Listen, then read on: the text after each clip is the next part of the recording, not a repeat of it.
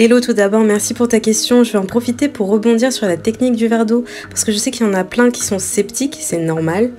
Je comprends tout à fait parce que moi j'étais comme vous et quand j'ai été en école de naturo, on nous a expliqué le miracle de l'eau et surtout la mémoire de l'eau.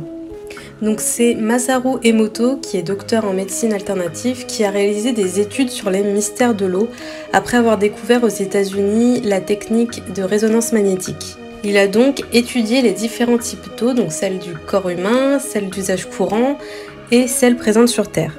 Il s'est d'abord intéressé au fait que notre corps est composé majoritairement d'eau, environ 70% à l'âge adulte, et en fait il a noté que le pourcentage d'eau sur Terre par rapport aux surfaces émergées était identique.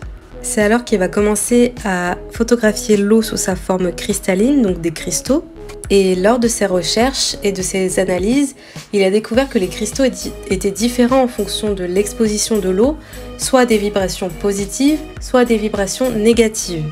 Il a en effet exposé l'eau à différentes musiques, en passant du classique au métal, en déposant l'eau distillée dans une bouteille entre deux haut-parleurs diffusant la musique, puis en les gelant et les photographiant.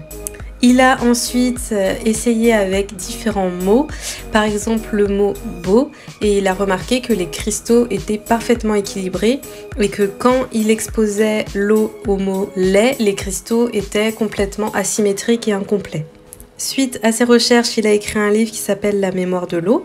Mais durant ses recherches, il a également découvert que nos pensées influaient l'eau au point qu'une eau polluée montre un cristal déstructuré et chaotique, peut devenir un magnifique cristal lorsqu'il est confronté à des pensées positives. C'est pour ça que la technique du verre d'eau a été largement partagée. Mais c'est pas fini, ensuite il y a eu d'autres scientifiques qui se sont également intéressés à ce phénomène comme le professeur Montagnier ainsi que le professeur Benveniste. Donc oui, c'est un sujet controversé, beaucoup de chimistes ont contesté ces expériences et le fait que l'eau aurait une mémoire. Mais moi je me dis qu'on ne perd rien à essayer, c'est pour ça que j'ai essayé et que ça a fonctionné pour moi.